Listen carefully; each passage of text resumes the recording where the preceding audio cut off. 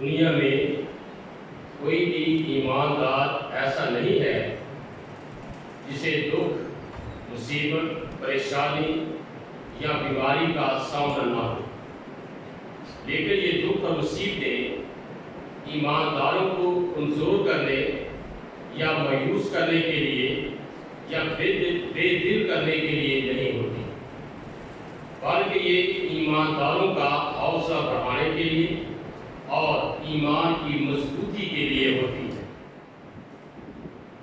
اور اس کا ثبوت یہ ہے کہ کلیسیا کے وجود سے لے کر اب تک جتنے دکھ کلیسیا نے اٹھائے ہیں، کسی اور قوم نے یا قبیلے نے یا امت نے نہیں اٹھائے، لیکن جتنا زیادہ کلیسیا کو دکھوں کا سامنا کرنا پڑا، کلیسیا کو ستایا گیا، کلیسیا اتنی ہی زیادہ مضبوط ہوئی، بڑھی اور کلیسیا نے ترقی کی، کیونکہ ایمانداروں کے دکھ چاہے وہ شخصی ہو، اجتماعی ہو، وہ کبھی بھی بے فائدہ اور بے مقصد نہیں ہوتے۔ اس لیے مقدس پطرس رسول فرماتے ہیں، اب خدا جو ہر طرح کے فضل کا چشمہ ہے، جس نے تم کو بھی مسیح میں اپنے ابدی جلال کے لیے بلایا، تمہاری تھوڑی مدت تک کے دکھ اٹھانے کے بعد آپ ہی تمہیں کامل اور قائم اور مضبوط کرے گا۔ پطرس رسول کا پہلا خط، اس کا 5واں باب، اس کی 10ویں آیت۔ اس آیت میں یونانی زبان کے افعال مستقبل کی عکاسی کرتے ہیں۔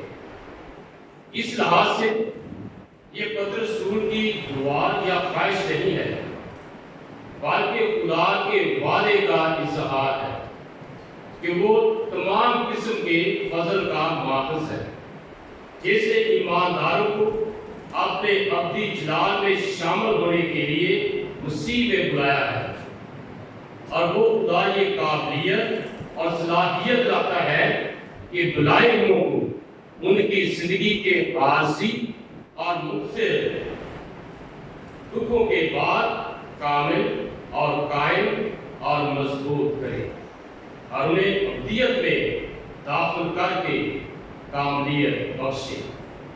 یہ دکھ جن کا ذکر مقدس پطرس رسول کرتے ہیں، ایمانداروں کی زندگی میں بڑا اہم کردار ادا کرتے ہیں، اور آج ہم اسی پر غور کریں گے کہ یہ دکھ ایمانداروں کی زندگی میں کس طرح اہم کام کرتے ہیں۔ دکھوں کے ذریعے کام کرنا، 10ویں آیت میں مقدس پطرس رسول فرماتے ہیں کہ آپ ہی تمہیں کامل اور قائم اور مضبوط کرے گا۔ پہلی بات یہاں پر بیان کی گئی ہے وہ یہ ہے کہ دکھوں کے ذریعے ایمانداروں کو کامل کیا جاتا ہے، اور کامل کرنے کے لیے جو یونانی زبان کا لفظ استعمال ہوا ہے، اس کا مطلب یہ ہے جو کھو گیا، خراب ہو گیا یا ٹوٹ گیا ہو، اس کو مرمت کر کے بحال کرنا ہے۔ اگر ان دکھوں کو فروتنی، بھروسے اور محبت سے قبول کیا جائے تو اس عمل سے انسان کے کردار کی بحالی ہوتی ہے، دکھوں کے ذریعے ہماری تربیت ہوتی ہے اور ہمارے مسیح کردار کو تشکیل دیا جاتا ہے تاکہ ہم اس کے ساتھ ابدیت گزارنے کے لائق بن جائیں۔ دکھوں کے ذریعے کامل کرنے کا مطلب ہے شاندار اور بے عیب کرنا، شاندار بنانا اور بے عیب کرنا۔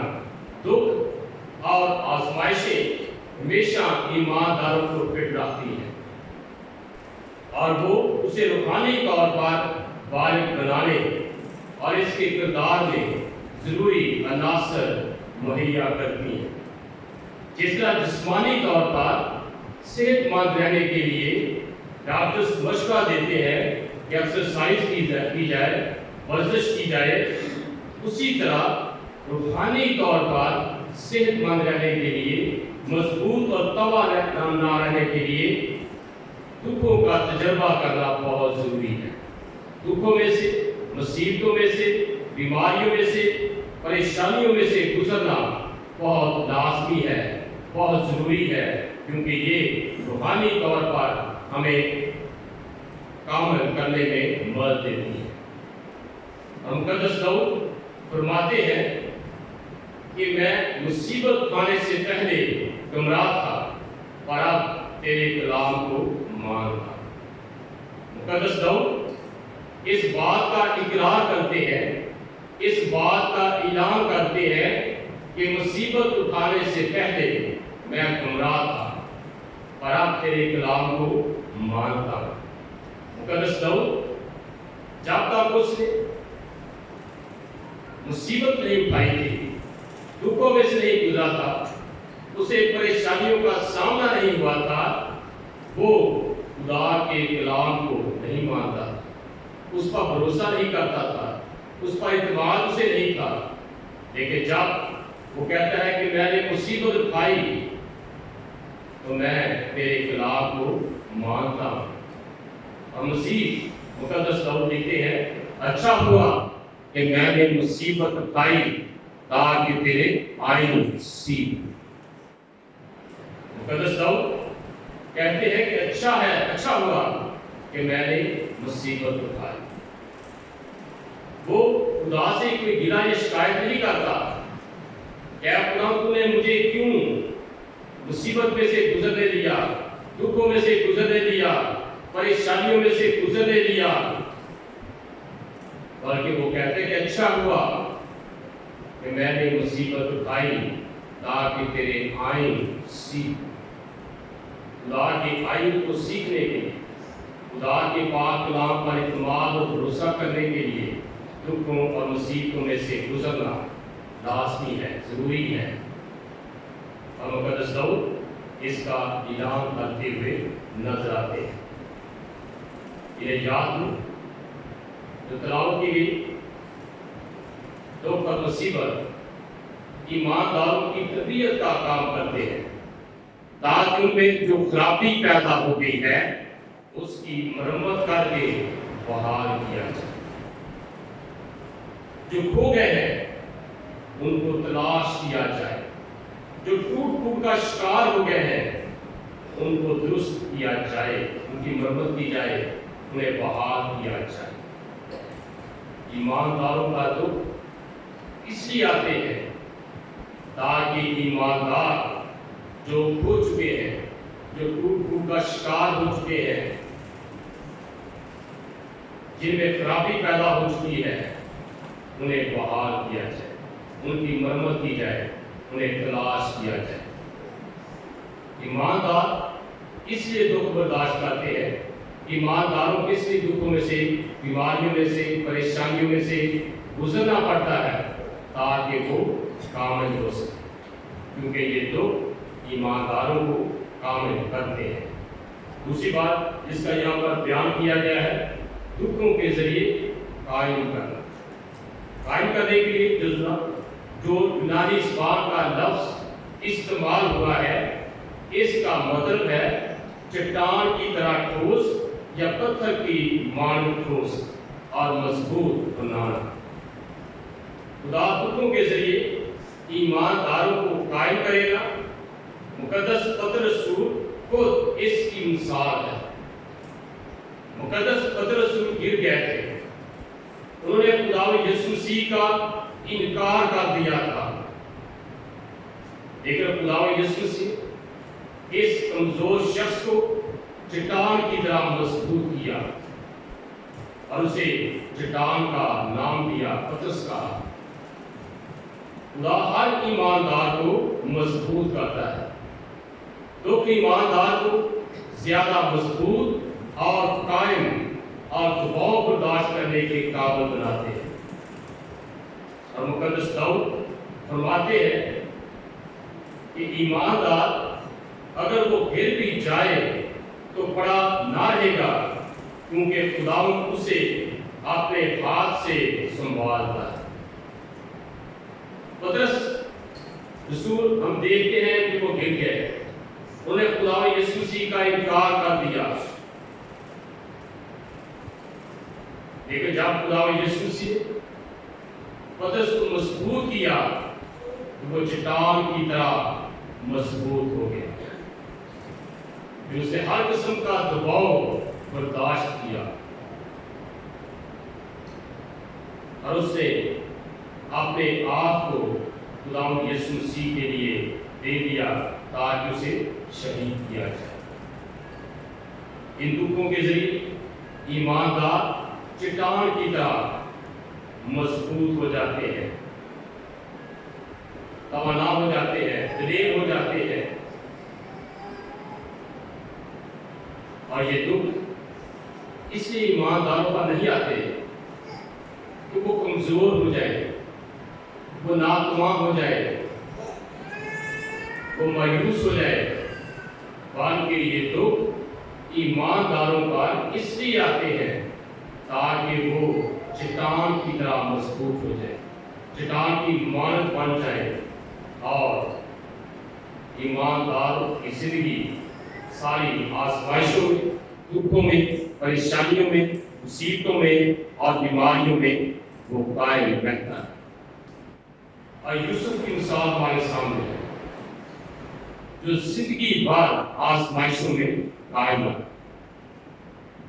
اسے قید پہ ڈال دیا گیا، اس پر الزام لگائے گئے، اسے سزا دی گئی، لیکن وہ چٹان کی طرح مضبوط رہا اور خدا نے اسے بڑی سرفرازی عطا کی۔ اور یوسف اپنے خاندان کے لیے اور دوسروں کے لیے برکت کا باعث ہوا۔ تو مصیبتیں، پریشانیاں، بیماریاں ایمانداروں کے لیے مضبوطی کا باعث ہے، چٹان کی طرح وہ ایمانداروں کو مضبوط بناتی ہے۔ اور تیسری بات جس کا ذکر یہاں پر مقدس پطرس کرتے ہیں وہ ہے دکھوں کے ذریعے مضبوط کرنا۔ اور مضبوط کرنے کے لیے یونانی زبان کا جو لفظ استعمال ہوا ہے، اس کا مفہوم ہے قوت سے بھر دینا۔ یہی لفظ قائم کرنے کے لیے بھی استعمال ہوا ہے۔ دکھوں میں سے گزرے بغیر کوئی ایماندار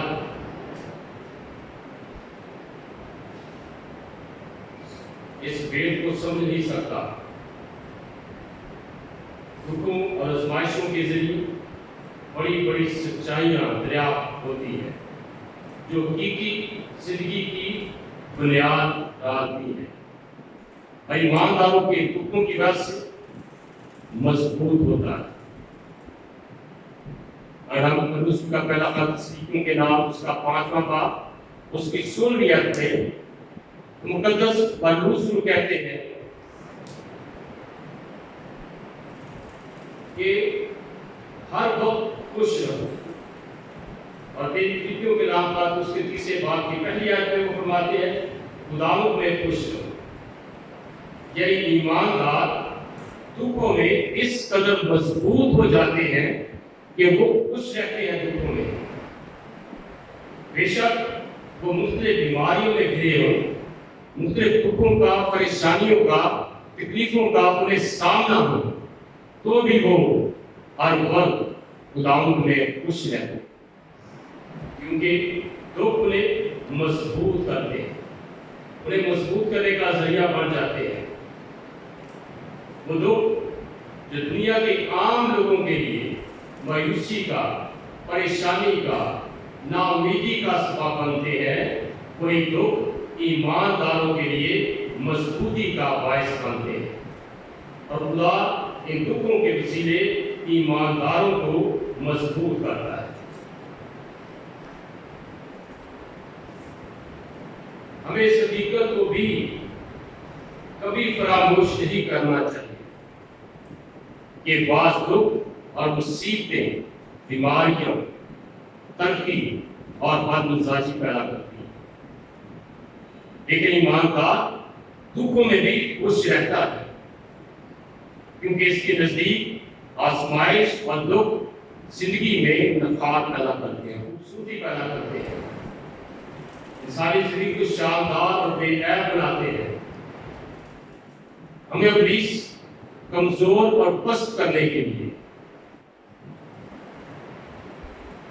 دکھوں کو استعمال کرتا ہے، جبکہ خدا ہمیں برداشت کی قوت دے کر مضبوط تر بناتا ہے۔ دکھ ایماندار کو خالص بناتے ہیں اور ایماندار کے کردار کی تربیت کرتے ہیں۔ اس لیے مقدس پطرس رسول کہتے ہیں کہ ان دکھوں کے وسیلے خدا آپ کی تمہیں کامل اور قائم اور مضبوط کرے گا۔ یہ دکھ جو دنیا کے لوگوں کو کمزور کرتے ہیں، پست کرتے ہیں، مایوس کرتے ہیں، ایمانداروں کے لیے یہ مضبوطی کا باعث بنتے ہیں۔ کیا آپ دکھوں اور آزمائشوں سے کبھی دوچار ہوئے ہیں؟ کبھی آپ کو مشکلات کا، پریشانیوں کا، دکھوں کا، بیماریوں کا سامنا کرنا پڑا ہے جس وجہ سے آپ مایوس ہو گئے، نا امید ہو گئے، پریشان ہو گئے؟ یاد رکھیں، ایمانداروں کا ایسا رویہ نہیں ہونا چاہیے، کیونکہ خدا ایمانداروں کا دکھ اس لیے آنے دیتا ہے، ایمانداروں اس لیے بیماریوں میں سے گزرنے دیتا ہے، ایماندار اس لیے پریشانیوں کا شکار ہوتے ہیں تاکہ وہ خدا کے کلام کے مطابق کامل، قائم اور مضبوط ہو جائے۔ خدا ہمیں گرانے کے لیے، ہمیں برباد کرنے کے لیے دکھوں میں سے گزرنے نہیں دیتا، بلکہ مقدس داؤد فرماتے ہیں، اے خداوند، میں تیرے احکام کی صداقت کو جانتا ہوں اور یہ کہ وفاداری ہی سے تو نے مجھے دکھ میں ڈالا۔ 119 مزمور اس کی 75ویں آیت۔ مقدس داؤد اپنے ذاتی تجربات کی بنیاد پر یہ کہتے ہیں کہ اے خداوند، میں تیری صداقت کو، میں تیرے احکامات کو، تیرے آئین اور فرمان کو جانتا ہوں کہ وفاداری ہی سے تم نے مجھے دکھ میں ڈالا۔ یہ خدا کی وفاداری ہے، یہ خدا کی محبت ہے، خدا کی ہمدردی ہے، خدا کا پیار ہے، وہ ہمیں دکھ میں ڈالتا ہے تاکہ ہم کامل، قائم اور مضبوط ہو جائیں۔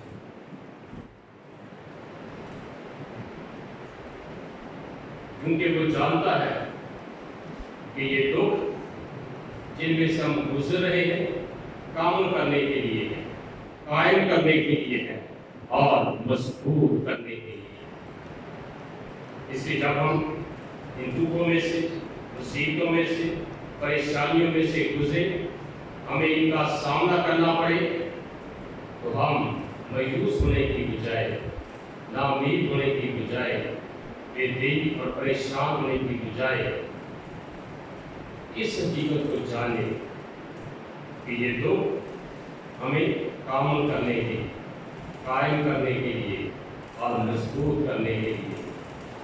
جب ہمارا ایمان، یقین اس قدر پختہ ہوگا تو پھر ہم کبھی بھی ان دکھوں سے، پریشانیوں سے، بیماریوں سے مایوس اور ناامید نہیں، بلکہ یہی دکھ ہماری تربیت کے لیے ہوں، ہمیں کامل کرنے کے لیے ہوں، ہمارے اندر جو روحانی طور پر کمزوری پیدا ہو گئی ہے، جو ٹوٹ پھوٹ ہو گئی ہے، ہم جو کھو چکے ہیں، खुदा हमें ढूंढेगा, तलाश करेगा और हमारी मरम्मत करके हमें बहाल करेगा। हम जो रूहानी तौर पर कमज़ोर हो चुके हैं, खुदा हमें चट्टान की तरह इन दुखों के ज़रिए मजबूत बनाएगा। हम जो रूहानी तौर पर कमज़ोर हो चुके हैं, वो हमें खुद से भर देगा, हमें मजबूत करेगा, ताकि हम रूहानी तौर पर कायम हो जाए, मजबूत हो जाए, ताकि हम इब्लीस का मुकाबला कर सकें। इन दुखों का जो इब्लीस की तरफ से आते हैं उनका मुकाबला कर सकें।